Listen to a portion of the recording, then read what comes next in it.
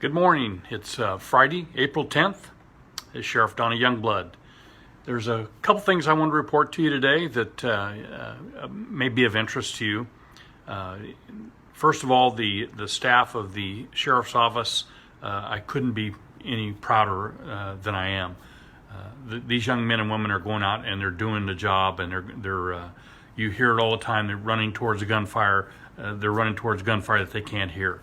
And first responders and medical personnel, kudos to you. You're all doing a great job protecting all of us, and thank you very much. We have 11 officers who have tested positive for the coronavirus. 10 of them are self-quarantined. One has gone through the 14 days and symptoms are gone, and that person is back to work. We also have 5 inmates that have tested positive in the facilities. But that number is much smaller than I anticipated it might be.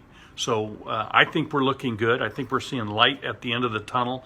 I think we're 1/3 of the way through April. If we just hang in there through the month of April, I think that we're going to win this war. I know we're going to win this war, but I think we're going to win it sooner than later.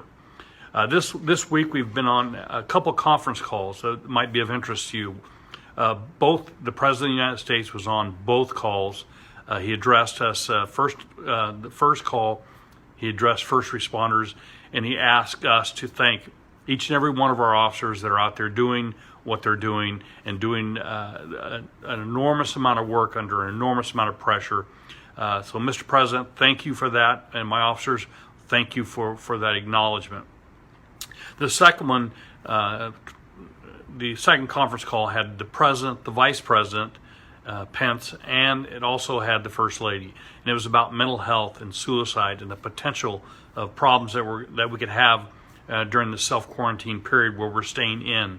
So pay attention to that. It's a real issue. I think that we are really moving in the right direction. I hope that you all hang with this isolation, because that's what it is when you're staying home. You can still get out. You can still go for hikes.